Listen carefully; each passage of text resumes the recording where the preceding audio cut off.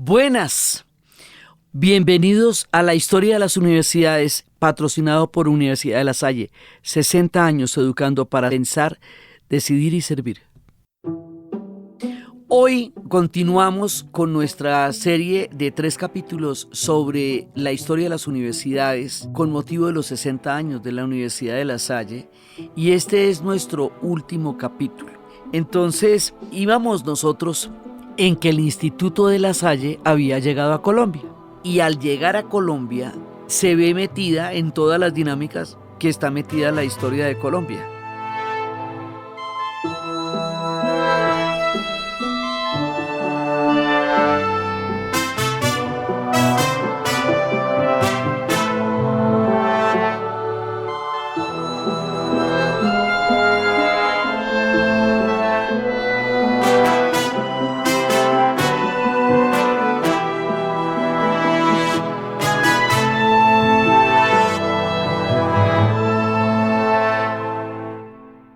Para el momento en que los hermanos de La Salle llegan a Colombia, nosotros en Colombia tenemos una larga trayectoria en la historia de las universidades. Nosotros tenemos universidades muy antiguas, como la Universidad de Santo Tomás, que la fundaron en 1580 los dominicos, como la Universidad del Rosario, que fue fundada en 1653. Como los jesuitas, que también tienen una historia larga y también los expulsaron y también volvieron y tenían colegios, institutos, y hoy tienen pues la más famosa de todas, la Universidad Javeriana. Teniendo en cuenta que si España también formó parte de los movimientos universitarios de las primeras universidades, al ser nosotros parte de un proyecto del Imperio Español, hubo universidades en la colonia que por primera vez llegaron acá y trajeron la idea de la universidad. Entonces tenemos, por un lado, tenemos universidades muy antiguas de la época de la colonia, pero por el otro lado tenemos universidades que fueron apareciendo en el siglo XIX y XX, como en el caso del Externado, eso es una universidad que tenía un proyecto completamente, pues tiene un proyecto laico, deliberante, y que se hizo a contrapelo de la regeneración. Era el contraproyecto que estaba en ese momento, porque era un externado, no una universidad interna, sino una universidad donde la gente iba y luego regresaba a sus casas, y que es un proyecto que tiene otros ejes y otros parámetros diferentes, pero que también es un proyecto muy interesante porque es un proyecto de ciencias liberales, es un proyecto de derecho, y es un proyecto también donde hay un énfasis muy grande en la libertad de cátedra y en el laicismo. Entonces, igualmente, igual que habíamos visto en la época de la Ilustración, que había los proyectos de las órdenes católicas y los proyectos laicos, aquí también hay el proyecto de las órdenes católicas y el proyecto y los proyectos laicos. Entonces, se van fundando también otra cosa que es muy importante para nosotros y para todo y para cualquier país: las universidades públicas. Sí, o sea, porque eso sí es como la garantía de que la educación pueda llegar a ser masiva. Te habíamos hablado al principio, cuando estábamos construyendo la historia de las universidades, el tema de que las universidades se podían volver de élite y crear una brecha muy grande entre la población y la educación. Eso fue parte de las cosas que vimos cuando se crearon en el año 1000, por allá, y todo eso en donde estábamos hablando. Por eso la importancia de las universidades públicas es fundamental, porque las universidades públicas hacen posible el acceso a la educación a una capa de población muchísimo más grande que de otra manera no tendría la oportunidad de estudiar. Pero entonces ya tenemos las universidades como la Universidad Nacional de Colombia, la Universidad del Valle, la Universidad de Santander, Universidad Industrial de Santander, la UIS, que es muy, muy importante, las universidades de la costa atlántica, la norte, la Universidad de Cartagena. Tenemos también en Bogotá en 1948 la Universidad de los Andes, que la fundan Mario Lacerna. Es una universidad privada y crea nuevos modelos de educación con enfoques interdisciplinarios y con la idea de una excelencia académica.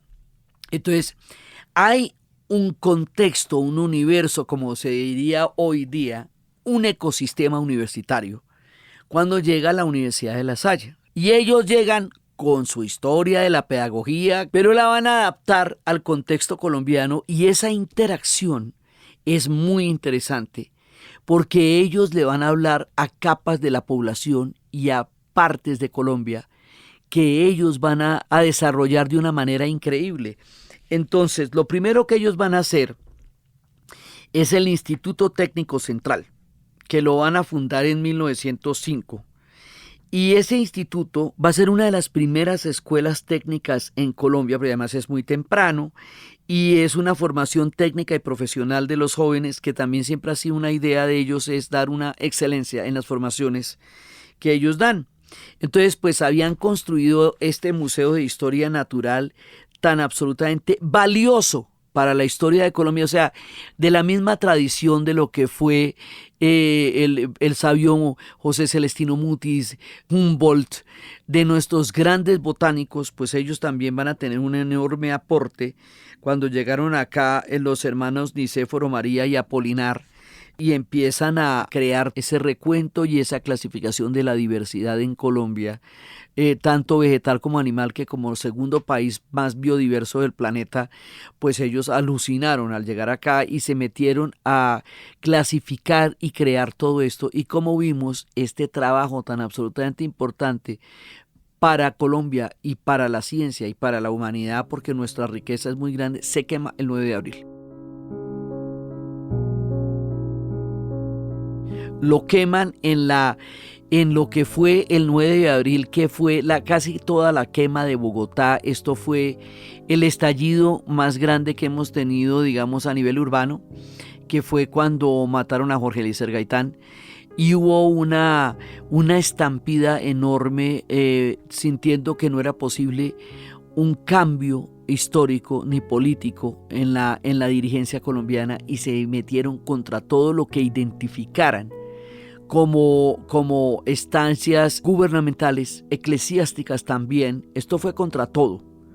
Y entre esos, Carlos Lasalle. Quemaron el museo, cogieron a hachazo a la puerta. Se nos ha querido por eso calumniar en todas las formas, para sembrar en el ambiente el criterio de que somos un movimiento desbordado, anárquico y violento.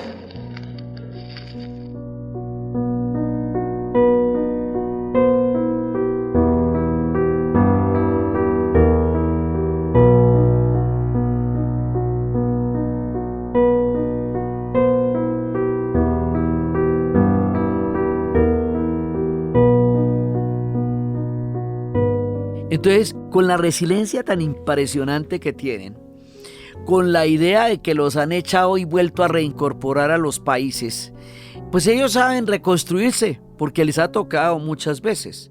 Entonces lo que hicieron fue que, como quemaron completamente el instituto, y con la capacidad de resiliencia que ellos tienen, crearon una edificación completamente nueva y moderna.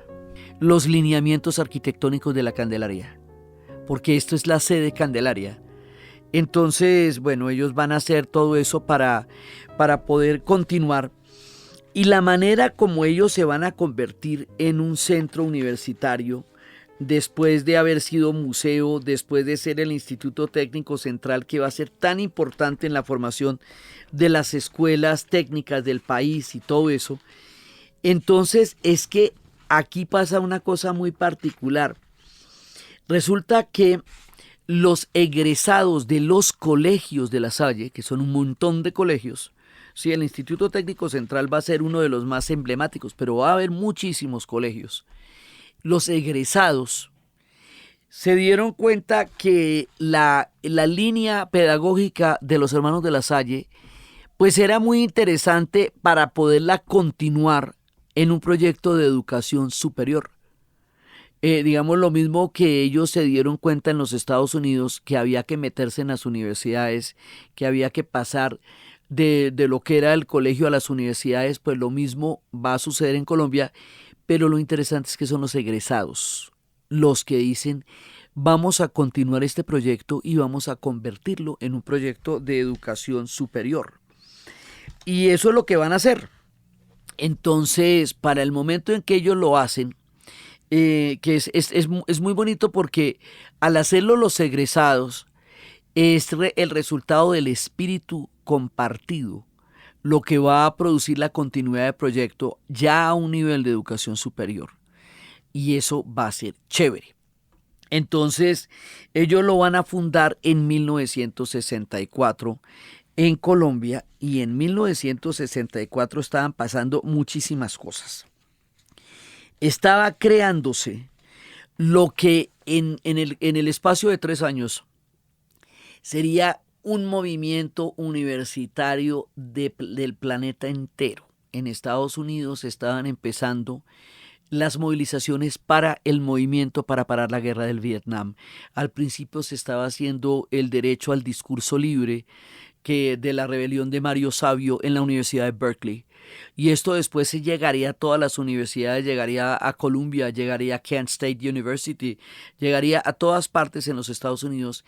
En Francia, 4 años después, llegaría el fenómeno del Mayo francés, de la imaginación al poder, que es una movilización enorme de las universidades de la Sorbona, de la Universidad de Nanterre, que hacían una revisión del rumbo histórico de Francia como tal.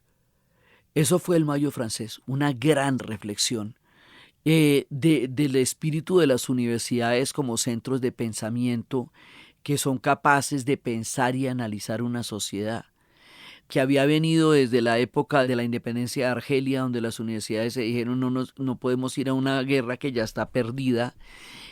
También las universidades en toda Europa, las universidades en Alemania también empezaron a tener los movimientos, las grandes movilizaciones. Bueno, esto va hasta Indonesia y va hasta Japón. Todas las universidades del mundo, las universidades públicas en Colombia también estaban en ese momento como en la sintonía con lo que estaba pasando. Entonces es un momento en que las universidades se vuelven como un nuevo actor histórico y político para pensar la época que se estaba viviendo. Entonces, para 1964, cuando los egresados convierten un proyecto de bachillerato en un proyecto de universidad, ese es el momento en el que el mundo está.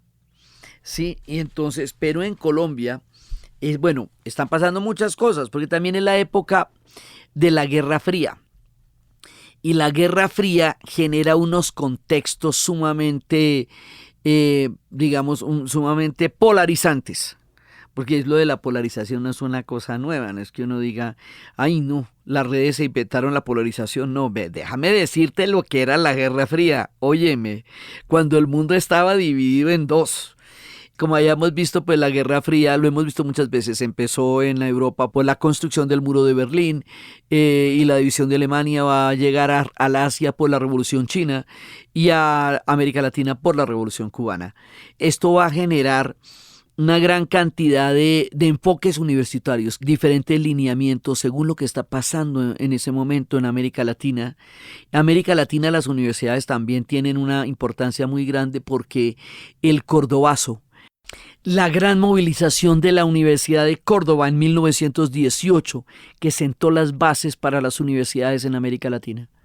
Y más adelante, en el segundo cordobazo, que se hizo en 1969, que tumbó la dictadura de Onganía, una dictadura que en ese momento se estaba poniendo en Argentina, y una movilización estudiantil la tumbó. Entonces, la universidad en este momento es un protagonista de la historia mundial. Y es ahí cuando se funda la Universidad de La Salle, en las condiciones de la Guerra Fría, en la Colombia de ese momento, cuando las universidades públicas estaban en plena movilización. O sea, es un contexto muy particular.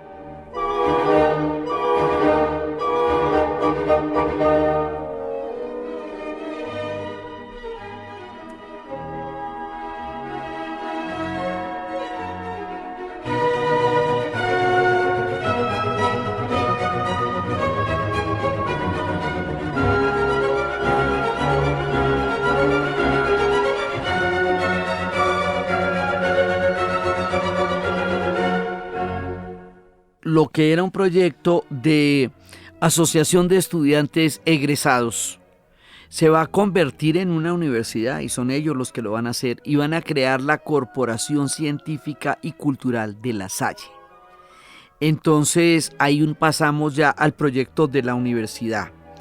Y esto pues apoyado por la Federación Nacional de Exalumnos de La Salle, las asociaciones de padres de familia de los colegios lasallistas y la comunidad de los hermanos. Es bien interesante que es este combo de los padres de familia, los egresados y la comunidad y el apoyo de las escuelas cristianas lo que patrocina y coordina que se cree la universidad.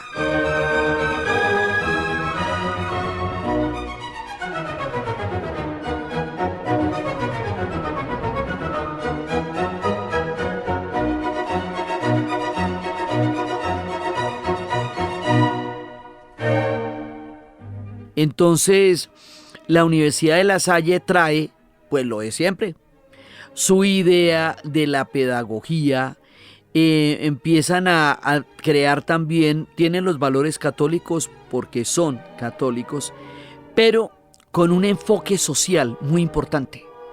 O sea, ellos tienen el bagaje de la educación técnica, pero ellos lo van a hacer con un enfoque social porque se dan cuenta que en Colombia las condiciones de tomar en cuenta nuestra sociedad son muy importantes para su proyecto pedagógico. Entonces combinan un enfoque humanista con una capacidad técnica de alto nivel que concientiza y prepara a la gente para los trabajos en barrios que rodean el claustro, para llegar a las comunidades más marginadas, para entrar en interacción con las comunidades que rodean allá. Y luego van a hacer una cosa que es muy importante también acá, que es la Clínica Social de Optometría, que es la que ofrece servicios profesionales de alta calidad y de bajo costo para que la gente pueda acceder masivamente a la optometría, que es tan importante. Eso es de las cosas que hoy día son más prestigiosas, lo que es la carrera y la clínica como tal.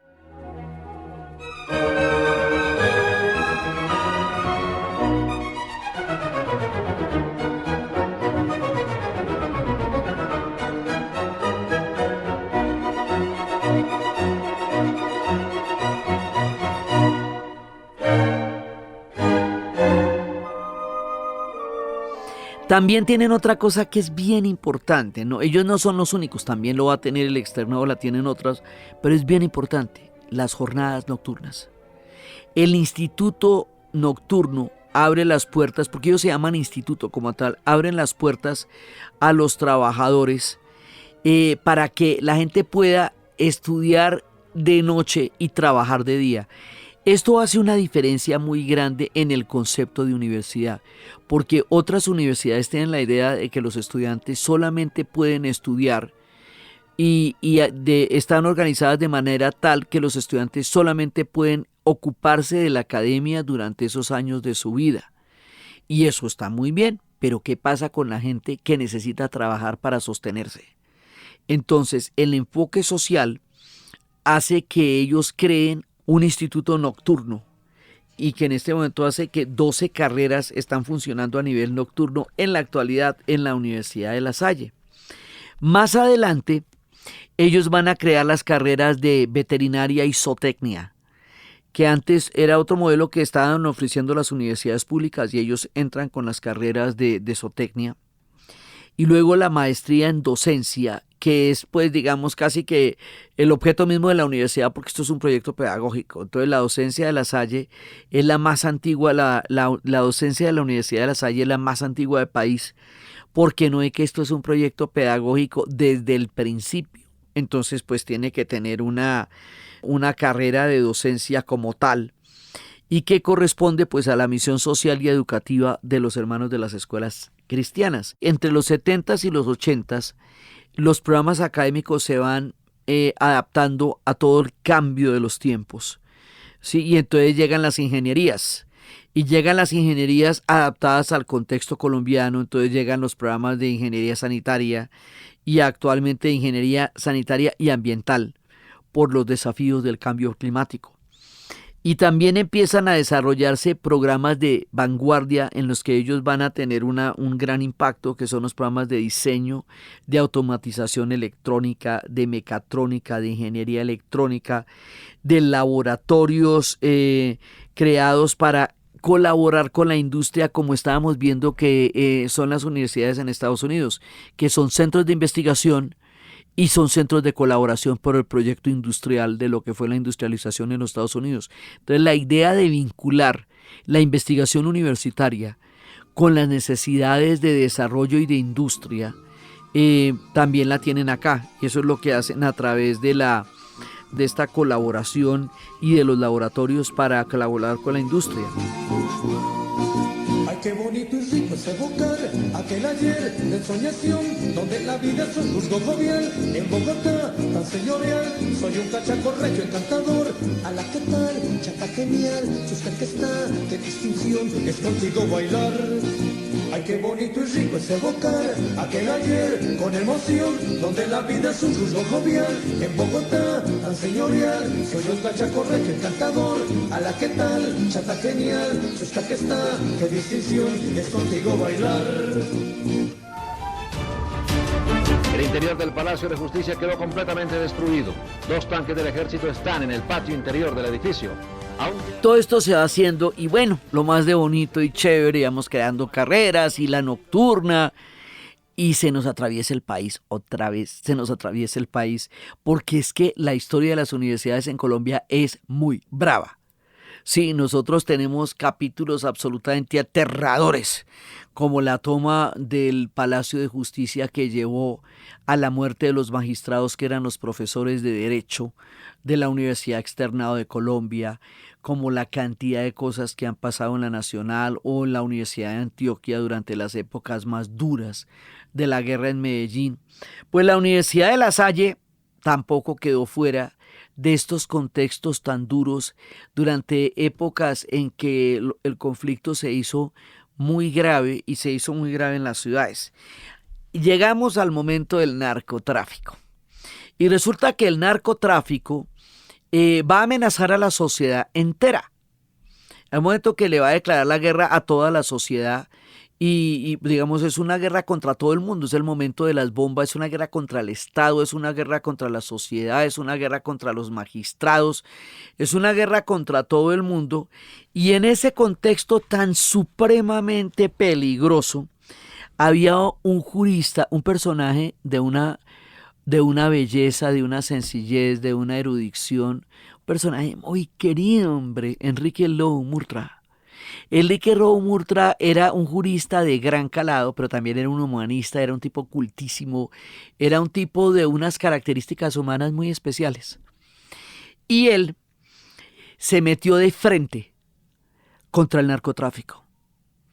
Y en ese momento, pues fue gravísimo porque él se comprometió en su lucha contra el narcotráfico. Era un hombre de una voz... no era una voz fuerte la suya, entonces él decía que le podía temblar la voz, pero no le temblaba la moral.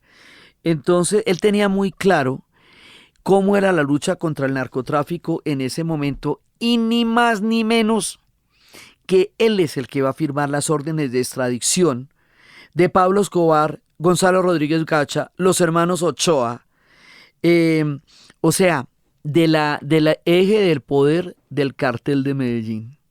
Y el haber firmado esta orden de extradición también fue su sentencia de muerte. Entonces, aquí va a morir todo el mundo durante estos años, porque es cuando van a matar a don Fidel Cano, el director del Espectador, a toda la gente que se opone al narcotráfico. Bueno, eso es un montón de gente.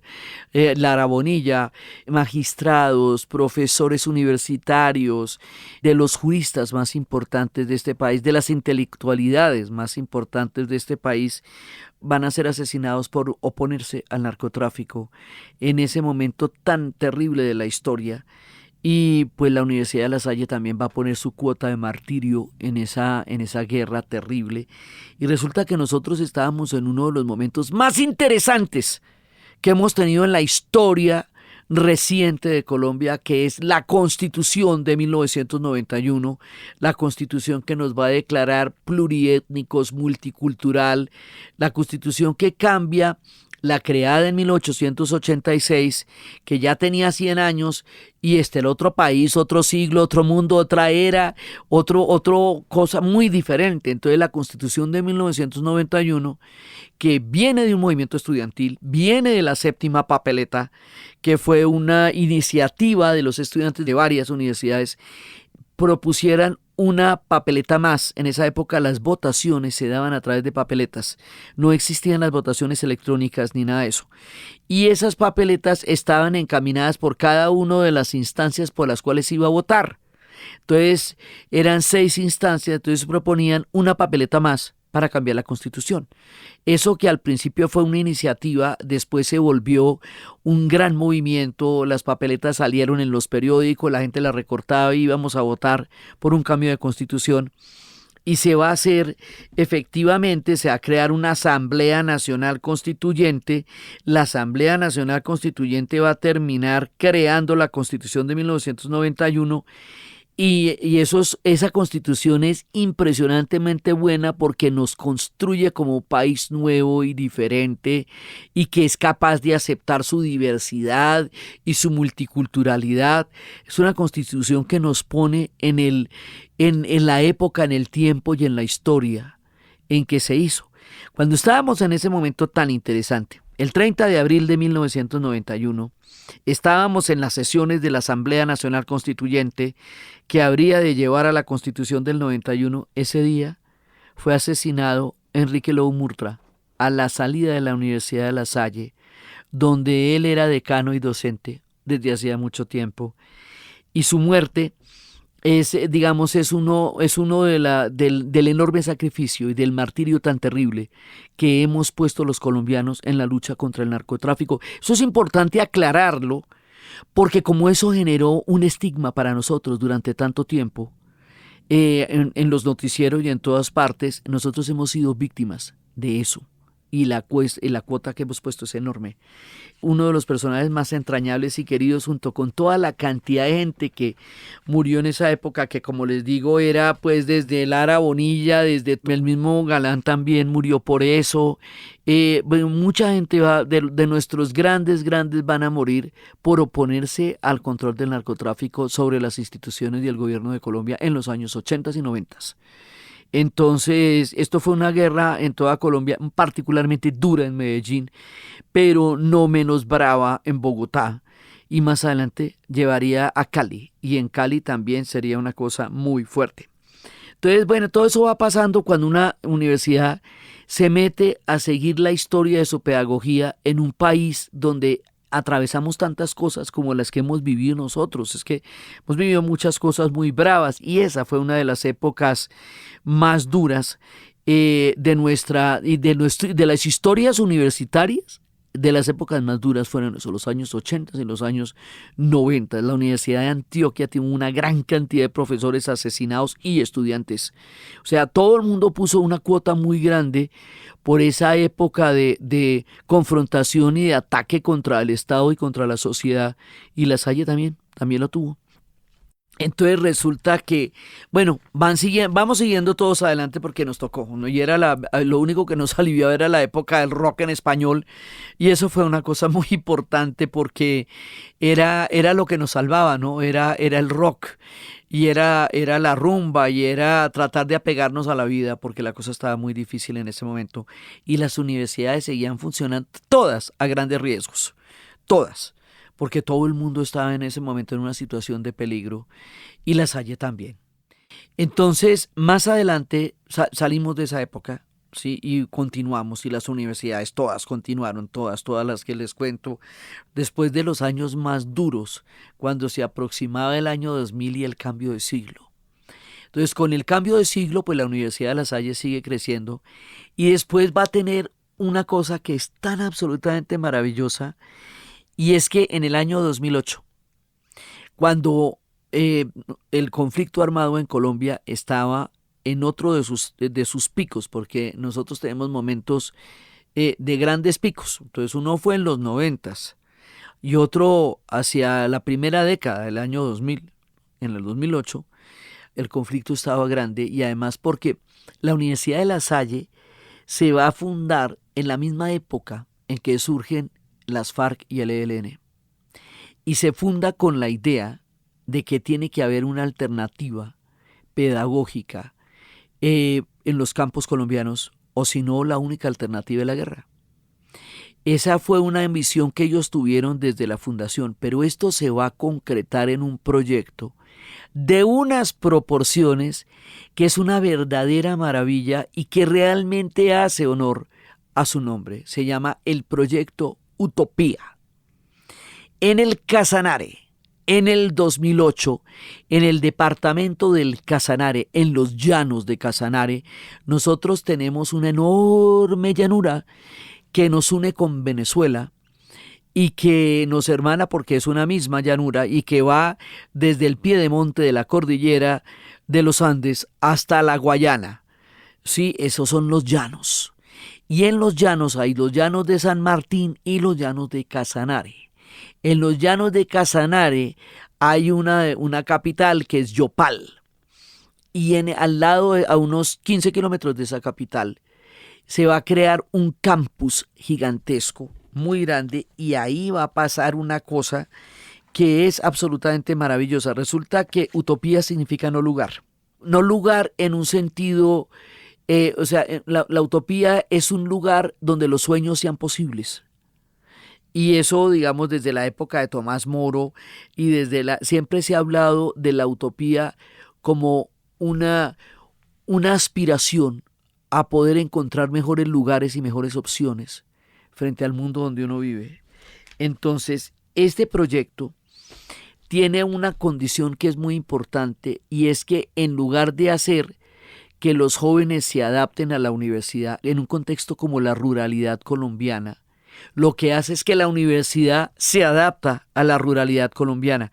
Es totalmente distinto. O sea, la universidad va a crear una instancia de educación superior profesional de altísima calidad para los jóvenes del campo, sin que se tengan que ir del campo, porque la idea siempre era poder absorber a los jóvenes de las áreas rurales dentro de los centros urbanos, con los cuales los desligaban de su tierra, de su cultura y de la producción agrícola de Colombia, que sigue siendo, como en América Latina, un poder muy importante que es el agro. O sea, el agro es fundamental en América Latina y es fundamental en Colombia y es lo que produce toda la comida.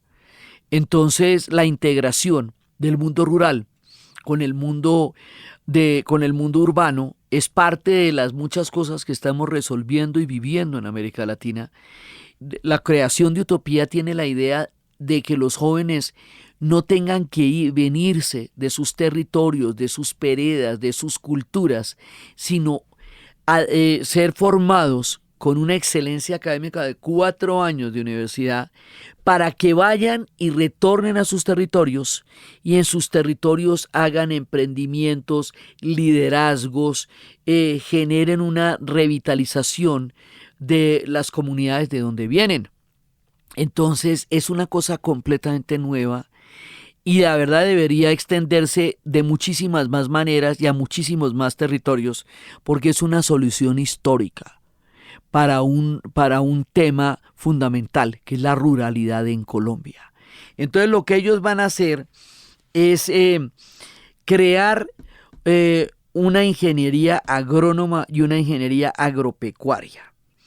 Combinar la teoría y la práctica, llevar a los jóvenes a una especialización. Los semestres son de 4 meses porque están ligados a los ciclos de la tierra.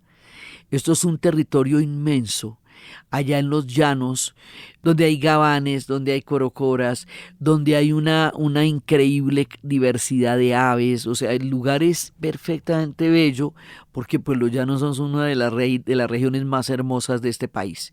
Entonces, la idea es que van a los territorios, a los diferentes territorios. Esto quiere decir de un extremo al otro país, del otro del país, de la Alta Guajira, de las comunidades de los territorios indígenas, de las comunidades de los territorios afro, toda la diversidad de la que estamos hablando, del reconocimiento de la Constitución de 1991, que habla de nosotros como un país diverso, a todos los lugares va llegando a Tumaco, va llegando a zonas que fueron afectadas o han sido afectadas muy duramente por el conflicto armado, como Corinto, como el Cauca, y en esas zonas van buscando a los chicos que tienen un talento técnico, porque las escuelas técnicas sí existen de todas maneras y son las primeras que detectan a los posibles candidatos, llegan hasta allá y empiezan a entrevistar a los chicos y a las chicas. Entonces lo primero que miran es las manos,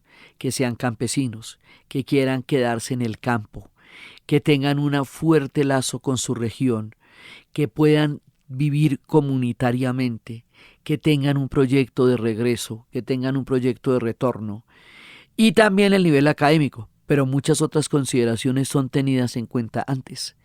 Entonces, después de eso, cuando eligen a las personas que van a estudiar, los becan. Están totalmente becados. El que puede pagar, paga, pero están becados. Y entonces los van a llevar a este campus. Y al llegar a este campus es una formación de un altísimo nivel. Entonces lo primero que pasa es la adaptación. Vienen de regiones infinitamente distintas las unas a las otras porque nosotros somos muy diversos. Entonces vienen de la costa, vienen de los desiertos, de la Guajira, vienen de las comunidades, vienen de todos lados, vienen de muchísimos pueblos indígenas, vienen con cosmovisiones, con cosmogonías, vienen con maneras de entender el mundo, vienen desde donde vienen sus ancestros, vienen desde donde vienen toda la riqueza de sus comunidades y se van a unir en una educación profesional y práctica que lleva al cultivo de la tierra, a la manera más eficiente de poder hacer que la tierra pueda producir, y la manera es que cuando ellos regresen a las comunidades ellos lleven todos esos conocimientos.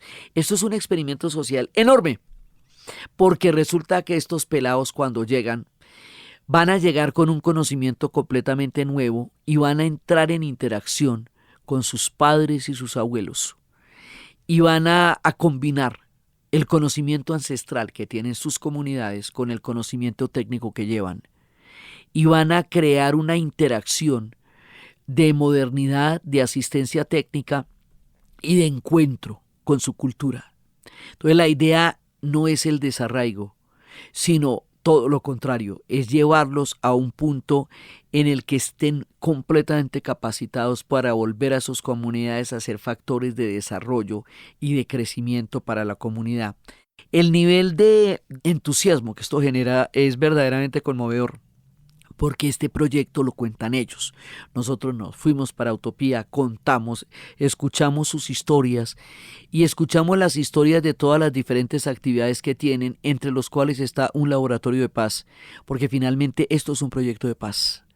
Y es un proyecto de paz desde el principio, porque es ofreciéndole a los jóvenes que en la ruralidad están en altísimo riesgo de ser reclutados para la guerra, una alternativa educacional, profesional, integral, para que la vida sea otra, para que la vida sea distinta y para que su comunidad se enriquezca con el capital humano que cada uno de nosotros tenemos en este país, donde hay tanta gente tan pila.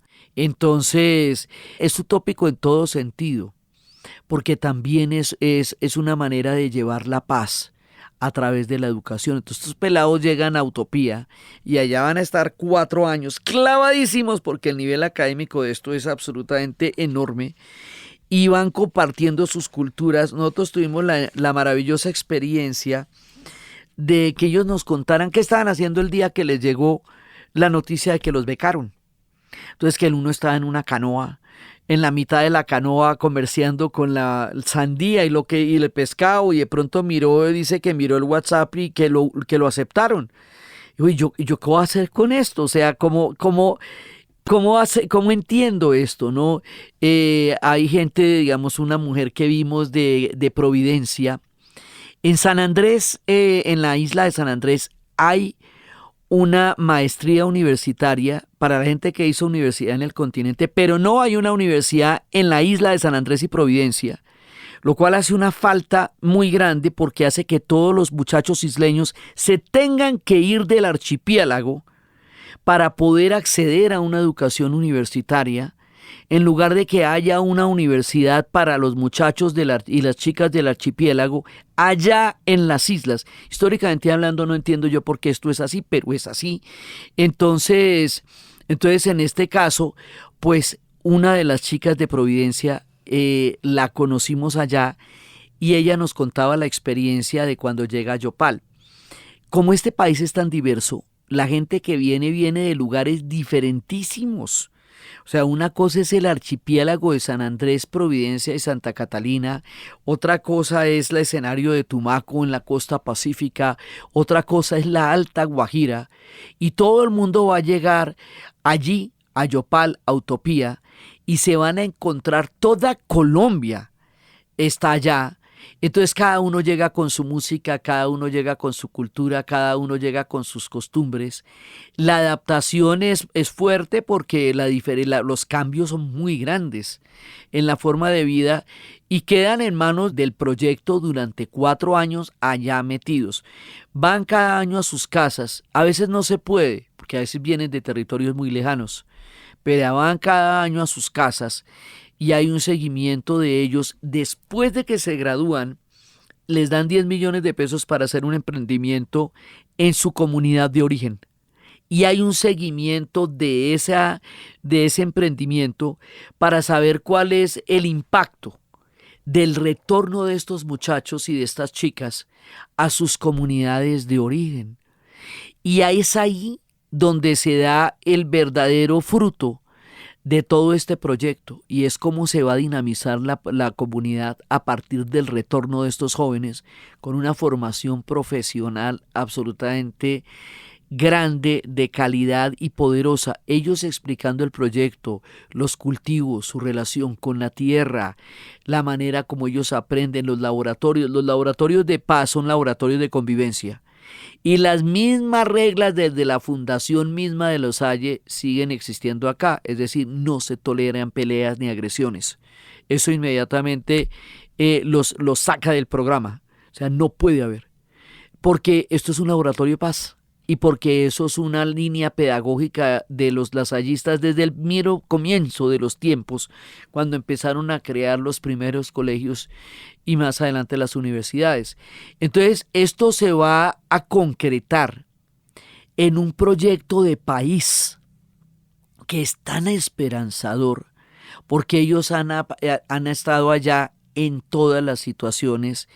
Digamos, ellos se comprometen con los grandes retos, ¿no? Pues el hecho de tener un colegio y una universidad en Palestina, pues en Belén, dentro de Palestina, y tenerlo en el Líbano, y que en este momento destruidos y bombardeados estén en funcionamiento y estén dando clases, pues da una idea del nivel de compromiso tan impresionante que tiene. Estuvieron en las épocas más duras en San Vicente del Caguán, cuando eso era una zona de guerra. Se tuvieron que ir de ahí porque la cosa era muy brava y se mantienen en Utopía. Utopía al principio se demoraron en construirla, entonces cuando llegaban los pelados tocaba mandarlos a otro lado mientras terminaban de construir el campus. Y hoy por hoy el campus es un campus universitario con sus residencias, con sus laboratorios, con sus muestras, con todo, digamos, con todos los hierros, como se usan las universidades de alto nivel, pero con un enfoque de una posibilidad de país que es tan esperanzadora que esto debería poderse replicar a muchos niveles y de muchas maneras, y nos transformaríamos de una manera cósmica, donde esto se pudiera replicar en la medida de la necesidad de nosotros como pueblo en este momento de nuestra historia, cuando nos seguimos jugando la carta de la paz en todas las posibilidades que están a nuestro alcance para tener una viabilidad distinta de país, para pensarnos de otra manera, para tener otro lugar en el mundo y poder hacer posible una sociedad que se acepte y que se reconozca desde lo diverso y que pueda vivir con todos los mundos y las culturas que nos integran. Todo eso pasa en el proyecto de Utopía y por eso es alucinante verlo. Eso es una de las cosas más conmovedoras y más bonitas y más alegres, porque hay mucha alegría en el proyecto y hay música y están construyendo teatros y cada vez hay más cosas, digamos. Toda esta historia culmina en un proyecto prodigioso, en un proyecto que es un proyecto de país y es un proyecto de paz. Y nosotros terminamos aquí esta historia porque es como el punto máximo de todo lo que les podemos contar que significa esta trayectoria por entre Europa, la comunidad, la forma como empezaron a concebir un proyecto pedagógico, cómo lo hicieron valer, por entre los tiempos de las guerras, de las revoluciones, de las expulsiones, de los retornos, de todas las diferentes coyunturas que todos los países donde están han generado para ellos, del África, del Asia, y llegar a hacer esto en Colombia, en esta Colombia, en estos tiempos, después de haber vivido todas las cosas que hemos vivido y generar una semilla de paz del tamaño de lo que ellos están haciendo, es una de las razones más poderosas por las cuales es fascinante contar esta historia y hacer este recorrido a lo largo de todos los momentos tan distintos en que han recorrido la historia con su proyecto de pedagogía, con sus manuales, con tener a todos los pelados de la misma edad en un salón, con la idea de comunidad, con la idea de universalidad, con la idea de tener diferentes formas de pensamiento y relacionarse, personas muy diversas y muy distintas, para ampliar la perspectiva que cada uno tiene del mundo.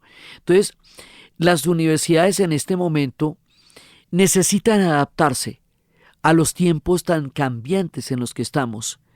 Y esto es un ejemplo de cómo una universidad se adapta a un contexto, a un país, y va y busca a los chicos y a las chicas y los lleva en los contextos de una ruralidad posible y sostenible, que a partir de este proyecto hace que ellos sean cada vez más empoderados y raizales de la comunidad de donde ellos vienen.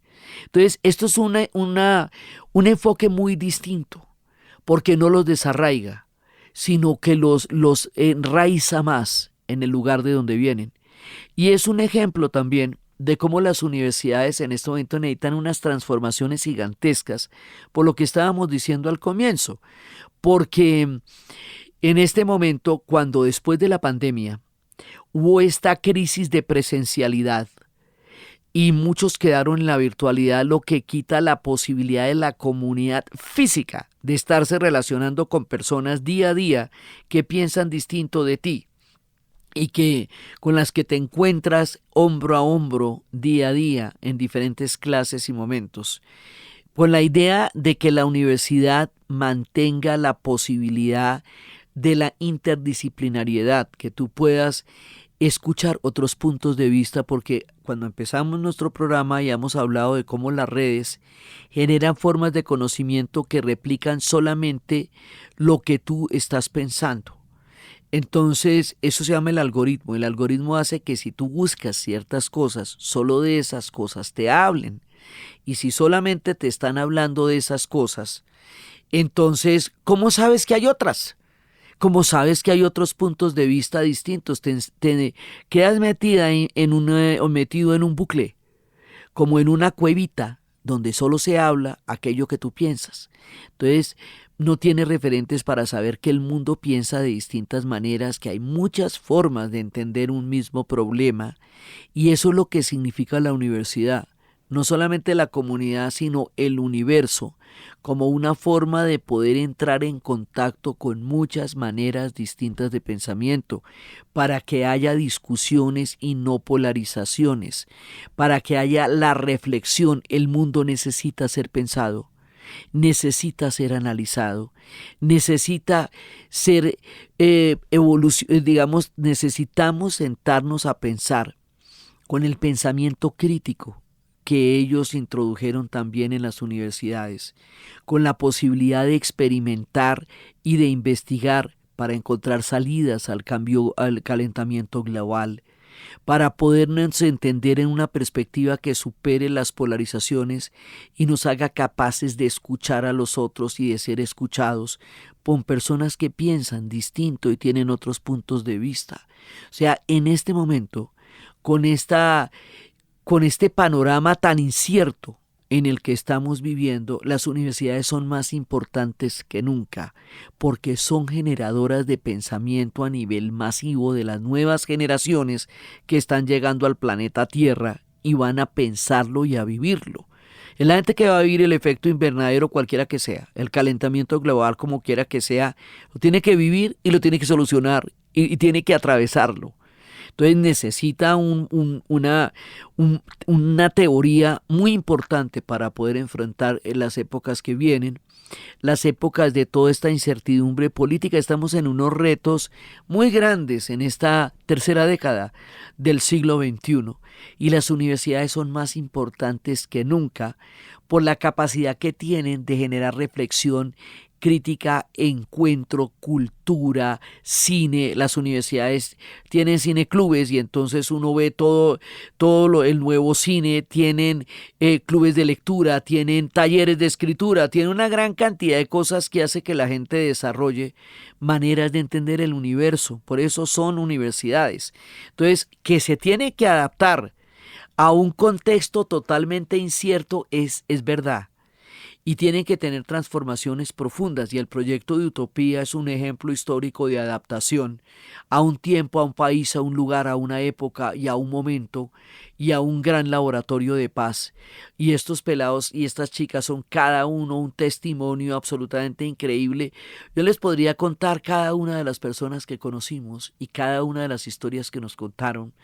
Pero pues no hay tiempo para eso, ya se nos acaba el momento, pero les digo que transforman la idea del mundo escucharlos y ver cómo se empoderan de su cultura, de su tiempo, de su tierra, de su historia, de dónde vienen y toda la capacitación que están recibiendo con ese nivel de entrega, de disciplina y de consagración con que ellos se dedican estos años de su vida al proyecto de Utopía. Entonces, con la idea de la importancia de las universidades en tiempos de algoritmos y redes sociales donde la gente se puede quedar atrapada o bien en una sola forma de pensamiento o bien en una sola forma de conocimiento. Porque como hay tantas posibilidades educativas en la red, si usted no tiene una brújula o una guía, termina aprendiendo cosas muy puntuales, perdiendo la perspectiva de la gran película del planeta en el que estamos para concentrarse en una pequeña cosa que es la que puede encontrar reiteradamente. Por eso se necesita un pensamiento universal. Por eso se necesita la combinación de diferentes opiniones y eso es lo que generan las universidades. Están hechas para que se piense el mundo, para que se discuta el mundo, para que se comprenda, para que se critique, para que se investigue. Están hechas, por eso es que los goliardos siguen siendo muy importantes, porque estos que parecían sinvergüenzas y en realidad eran críticos de todos los modelos educativos y todo eso también es importante. Todo eso es importante, pero todo eso lo ofrecen las universidades. Y todo eso da la posibilidad de que las universidades pueden cambiar, se pueden adaptar, se pueden reformar, pero tienen que existir para poder hacer todo ese tipo de cosas. Porque si no el pensamiento global entra en una precariedad que sería sumamente dramática para el momento en que más necesitamos el análisis de una nueva generación que llega a pensar el mundo. Por eso es que hicimos esta historia de las universidades.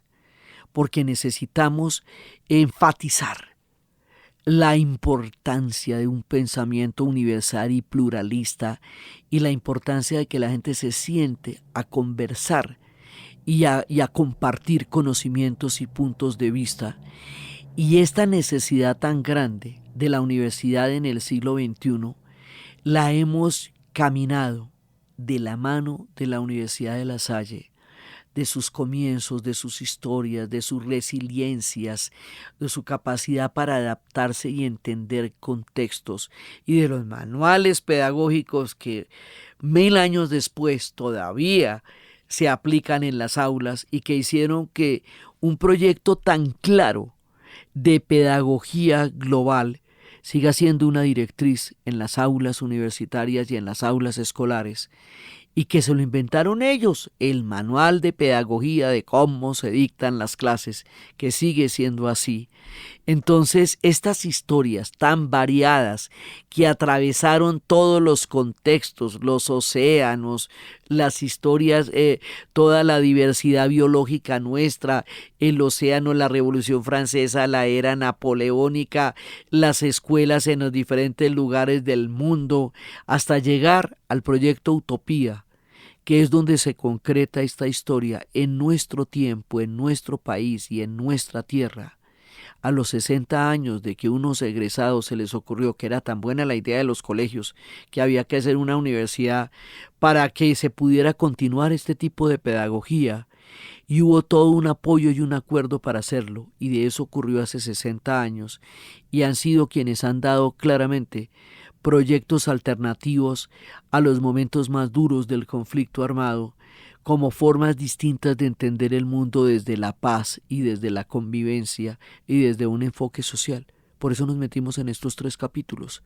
Y con esto terminamos nuestra historia de las universidades a propósito de los 60 años en Colombia de la Universidad de La Salle, y terminamos con el proyecto Utopía, que realmente devuelve la fe en la historia, en la vida, en la pedagogía, en la educación y en los ojos de estos chicos y estas chicas que, narrando con esas formas tan maravillosas su tierra, su ancestralidad, sus costumbres y su retorno, nos dan una esperanza de país y de vida.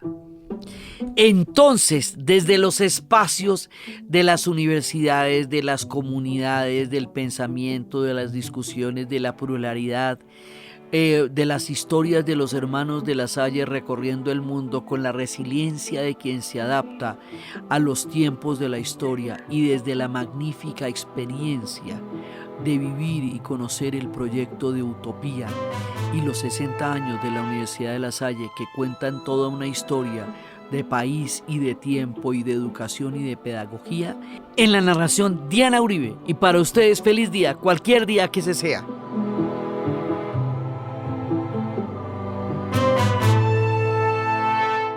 Este podcast fue posible gracias al equipo de la Universidad de La Salle, al rector hermano Nicky Alexander Murcia, vicerrector de Promoción y Desarrollo Milton Molano Camargo, y a la coordinadora de Mercadeo Carolina Patiño Rodríguez, y al equipo de podcast dianauribe.fm. Diana Suárez, Milena Beltrán, Arturo Jiménez, la edición y la musicalización de Eduardo Corredor Fonseca de Rueda Sonido, y siempre con el gran apoyo de las personas que nos donan en Patreon, PayPal y PayU.